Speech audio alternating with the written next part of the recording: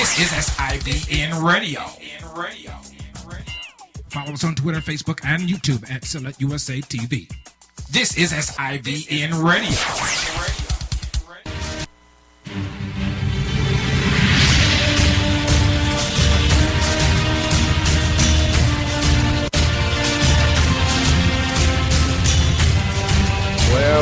Well, how are you?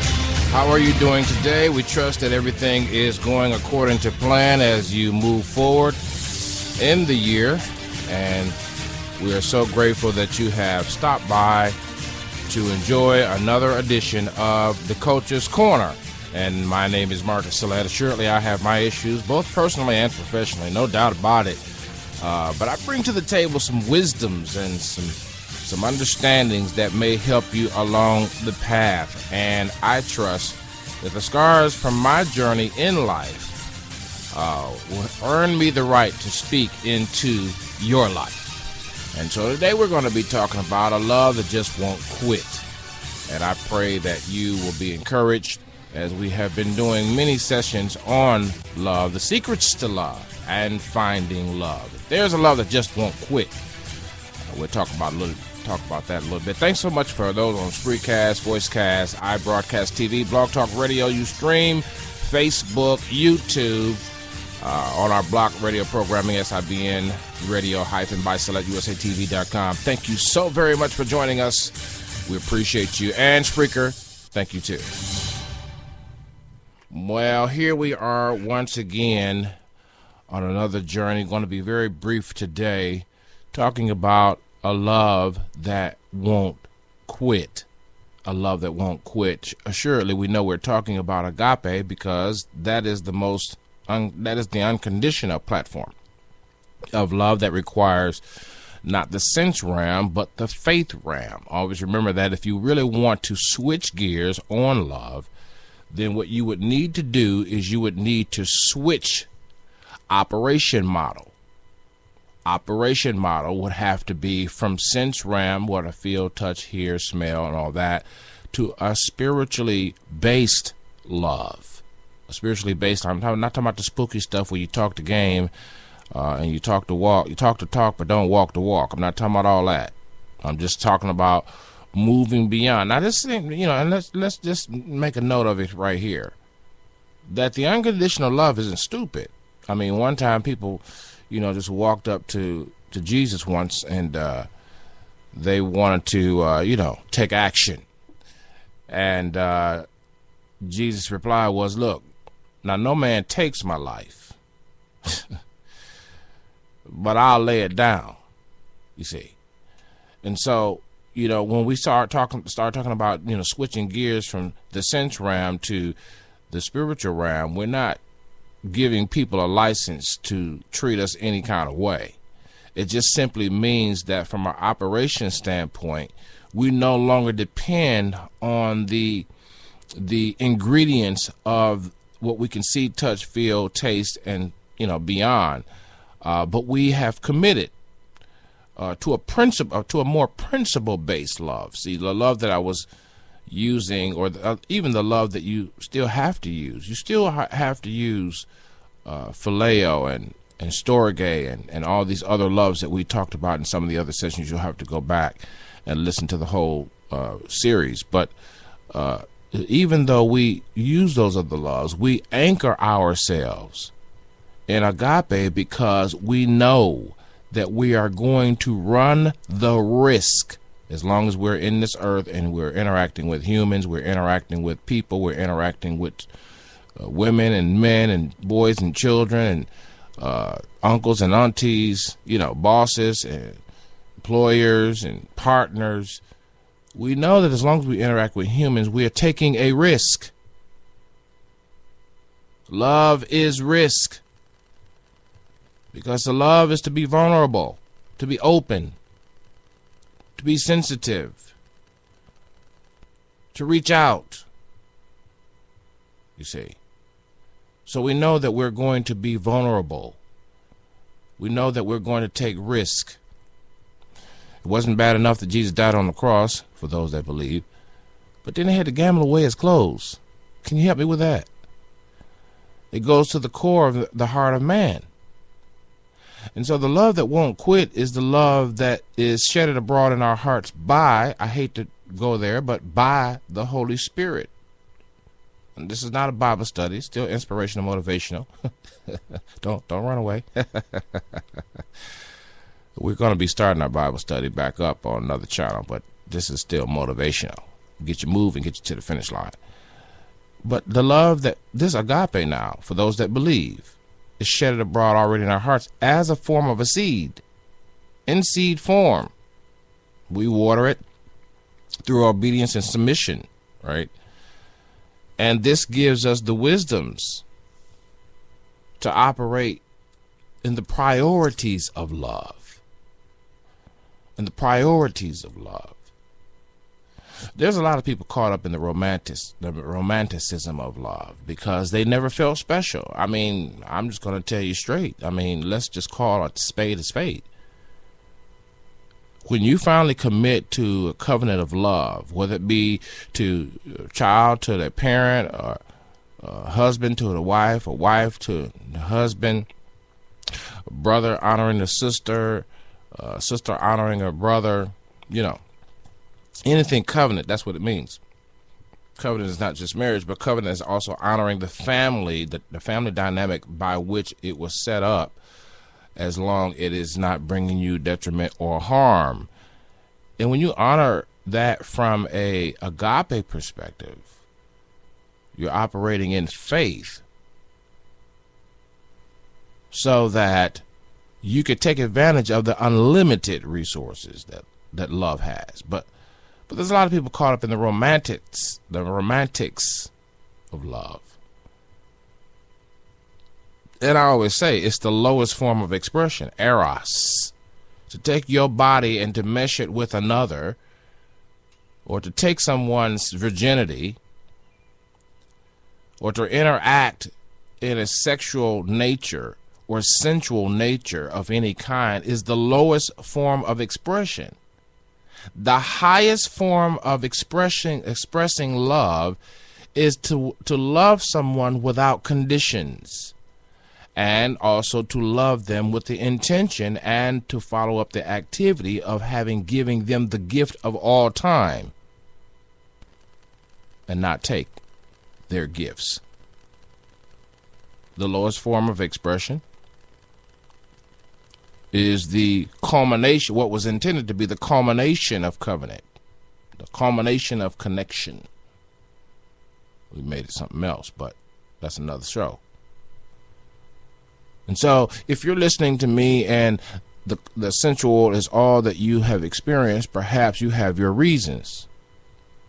But reasoning doesn't stand up to agape, because agape loves you anyway. That's the love that won't quit. You see, I was talking to my dad, and we were talking about grace and sin. And we know that people don't talk about mistakes, sin, transgression anymore. People don't even admit that they're wrong anymore. I don't know what is going on. The arrogance that we are surrounded with is absolutely mind-boggling. But the heart is desperately wicked. Who can know it, right? The point of the matter is this. Where there is conditions, there is more agape than you realize.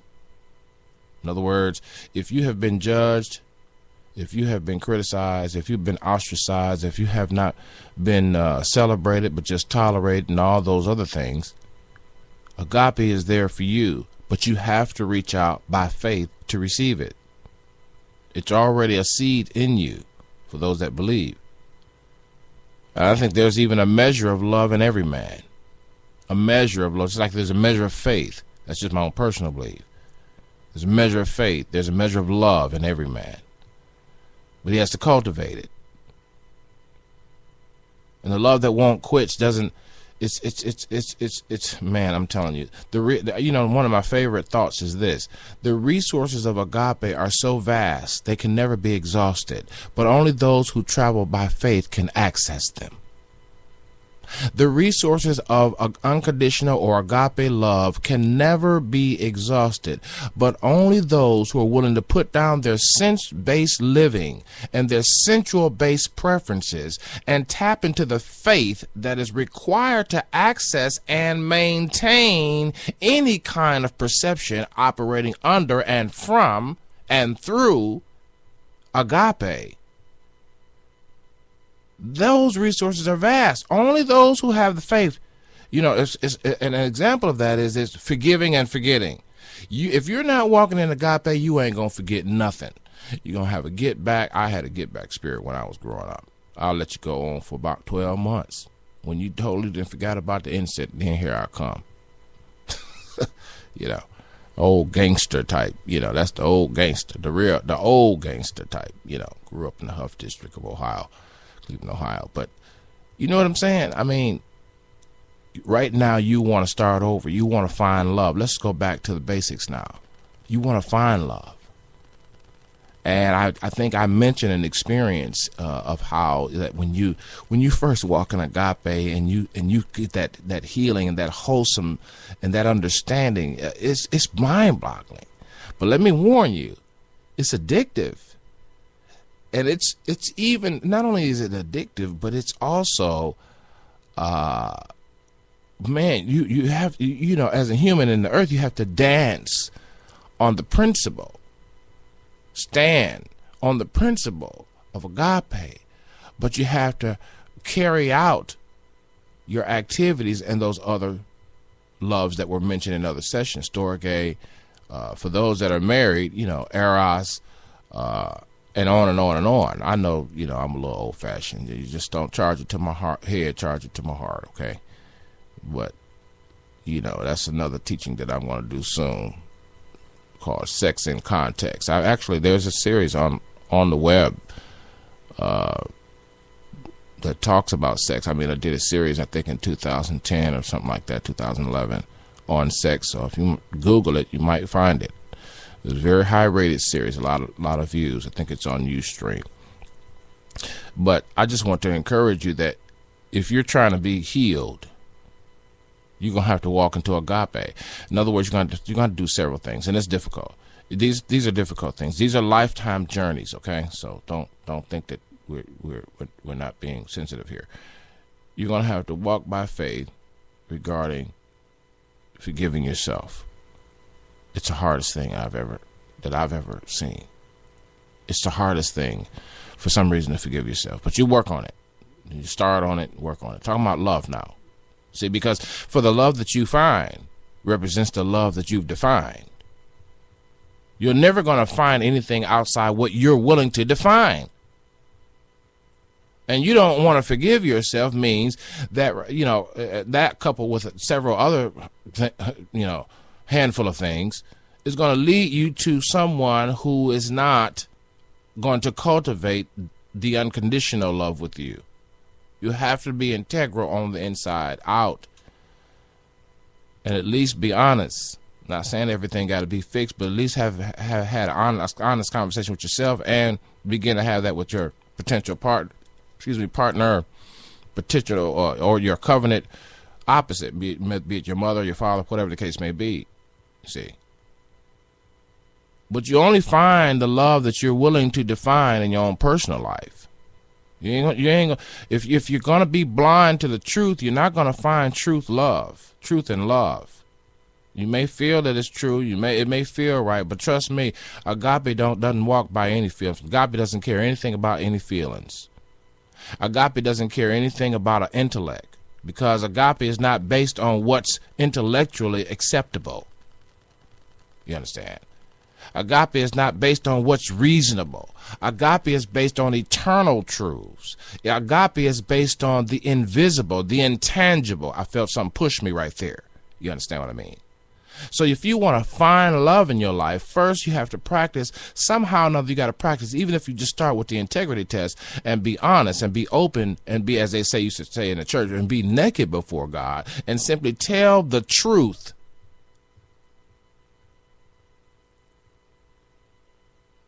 I put your name in there. Promise, we don't want to swear, to tell the truth, the whole truth, and nothing but the truth, so help me God. When was the last time you told the truth? When was the last time? The love that won't quit is not going to let you live a lie and tell you that that is your life. That's a love that won't quit. The truth keeps peeking back up, poking back at you, frustrating your journey, agitating your thoughts. Why? Because it's now time for you to embrace the love that hasn't and will not quit on you. And some of you have tapped into that, but now you have gone overboard. Let me speak to that, the other half. You've tapped into agape, but now you're no earthly good to walk in storge or to walk in eros when under the right conditions, and to walk in any other love. In other words, you have tapped into such the juice of agape, you know what I'm saying, that now nobody would want to marry you because you're too high and mighty. Nobody would want to get with you because you're too cocky. You're confident. Oh my goodness, your confidence have turned into cockiness. And so nobody want to get with you, even though you're fine or you're handsome or you have great math. But no one is even thinking about you because of there's an arrogance there. There's an arrogance there. Maybe it's based on your accomplishments. Maybe it's based on your past. You done had a bunch of women, a bunch of men, and now you done turned your life around, and you feel like you're highly favored and all that there. But let me tell you something. Still remember what I said. When you're walking in agape love, this is the premise from which we stand. All other loves still apply respectively. I remember one time I was reading a scripture that says, you know, if you're going to have faith and never falter, you have to add things to it. There are additives for faith to work. Faith worketh by love. That's one additive. Faith worketh by self-control. That's another additive. You know, faith worketh by hospitality. That's another additive. Faith worketh by affection, brotherly affection. There's a love. You know, I said faith by worketh by love, but later on Peter breaks it down into faith worketh by brotherly affection, by being affectionate towards your brethren, whoever they may be. You see. Affection requires humility. Humility requires sensitivity. Sensitivity requires that I know my vulnerability. Vulnerability requires that I understand the wisdom of the matter, that I'm not all that in a bag of chips, except that the fact that I am now whole because of the agape love, of which it didn't spring originally from me, but I have received the seed of agape love, and from which I stand, I activate all other loves respectively in my life so that I am balanced. And I'm not acting weird and cuckoo and super religious and super pious and so high and mighty that if somebody turn on some R&B from some of these, what the kids like to listen to, you'll freak out. You know. That's how you know you're overboard, because if somebody cuss in your presence or if something weird goes down, you'll start your ramblings of your scriptures. Oh, it'll be hard for you to sit there and take it. But you'll take it on the job, though. When the boss cuss you out, you'll take it, but you know what I'm saying. You got to just be balanced and be honest, because the love that won't quit is never going to let you go. On the sound of my voice right now, some of you are just downright depressed. I got to find me a man. I got to find me a man. Well, you're never going to find what you can't define. You're never going to find what you can't define. And the definition has to begin with you. And this is a journey. This is a life journey. This is I promise you, if you hear me on the microphone, I am the miracle that no one never expected. Trust me on that. If you hear me on the microphone, I am the miracle that wasn't expected. I am the most uncommon and unlikely person to be speaking on these issues. I felt, if I just close it out with a personal story, I felt the ultimate rejection 10 ways flat as a child. I did not see my way out. For me, dying was the only answer. And some of you know what I'm talking about. You just say, you know what, maybe if I'm not here, maybe that'll make it better. The hostility did not spring from me. It sprung up around me. I just so happened to be the bullseye target. And to be frank with you, and I had been thinking about this, that I just wanted to tell you that there's a language of love in the earth today. It has nothing to do with God, has nothing to do with the love that won't quit, that just says, I'll die. There's a self-destructive love in the earth today. It says, I'll die. I'll do anything to escape the pain. I'll do anything to escape the pain. I've had enough, and I don't care anymore. That's why agape is the love that won't quit, because its resources can never be spent. As you move forward in your life, there's a love that erases misery and strife. And don't tell me that you have not thought about it. Don't tell me that you haven't inquired. Because agape love, once you know its ingredients, is the first love desired. There are those who would break down the walls if they knew what agape has inside. But they keep on riding on, the journey of all these other loves. And assuredly, it takes them for a ride. But I want you to know, and I want you to understand, that if you want to find love, you've got to define love. What better place to start than at the feet of agape? Because if somebody else hasn't rejected you, you have. You've rejected your purpose. Anytime you wrap your life completely around sensuality, you've lost your purpose, ma'am. Dude, anytime you wrap your life around how you feel, you've lost your purpose. Anytime you wrap your life around your next sexual experience, you've lost your purpose. You are not in your lane.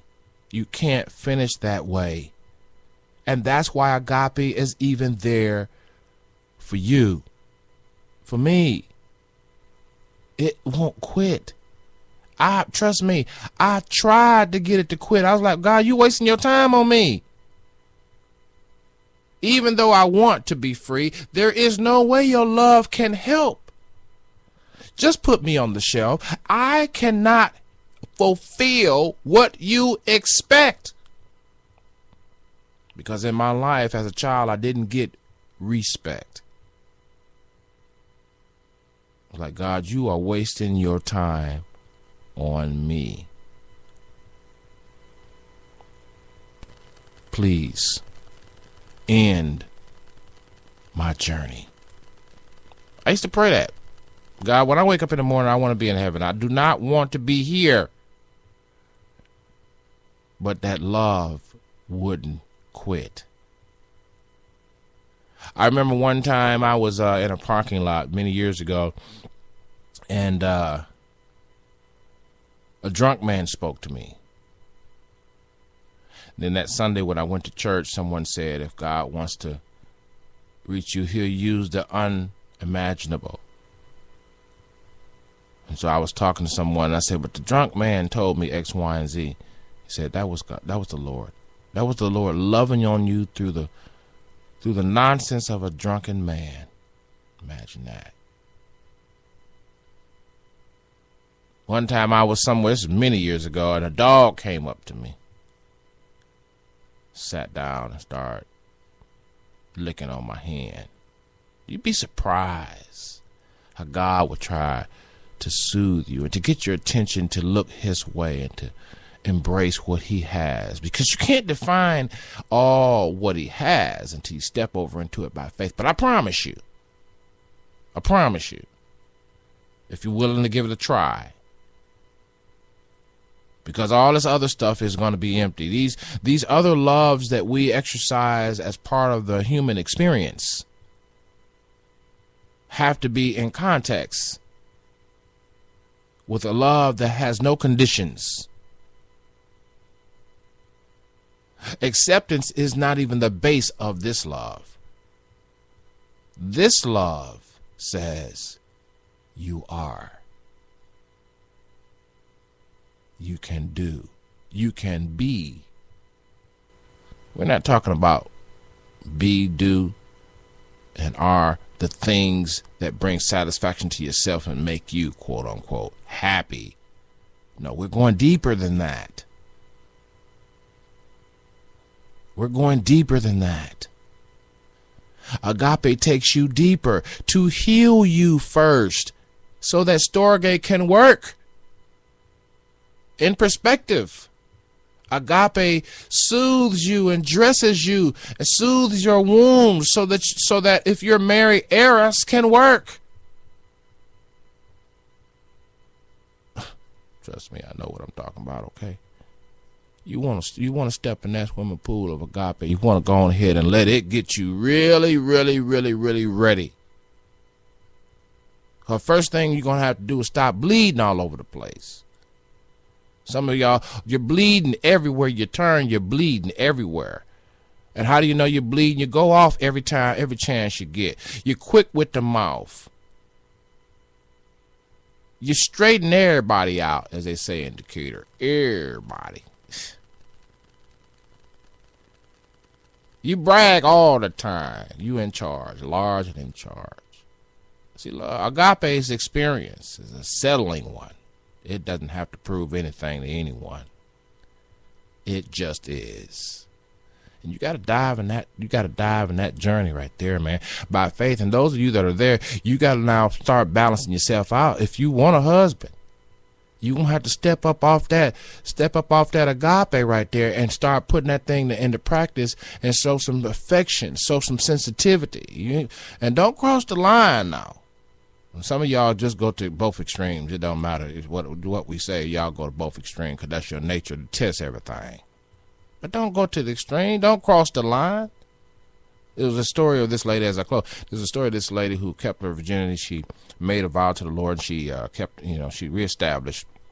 I'll just say reestablish herself. I know some of y'all laughing. She reestablished herself sexually to be abstinent. And for 14 years. Some of y'all saying like, what? For 14 years, she reestablished her sexual preference to be abstinent. Abstinent. I think I'm saying it right. I get tongue-tied every day. I have not had coffee this morning, this evening, this afternoon, whenever you may be listening. I did not grab my coffee. All right. But then she finally met somebody, through the encouragement of, all of her friends and everything. She finally met somebody. And she went beyond the line. She went beyond the line. And the report is, she didn't know it at first, that she contracted the AIDS virus. 14 freaking years, excuse my Spanish, French, whatever you want to call it. And then because she crossed the line, she compromised. I'm telling you, we all tempted now. Don't get it twisted. Everybody face their certain level of temptations in different ways every day. But that's a heavy price to pay for having violated your personal principles. I'm just saying. When she got AIDS, and then she found out the guy was going around having sexual contact with some of everybody, as they say in Decatur, Georgia. Guess what? He was not telling them that he was HIV positive.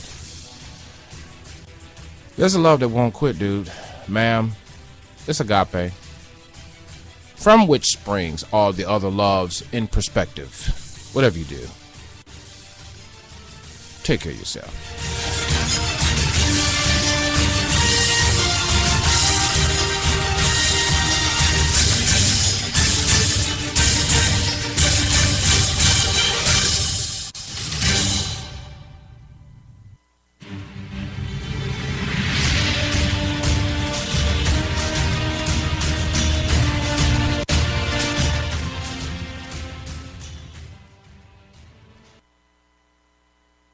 To the sounds of your lifestyle improvement station.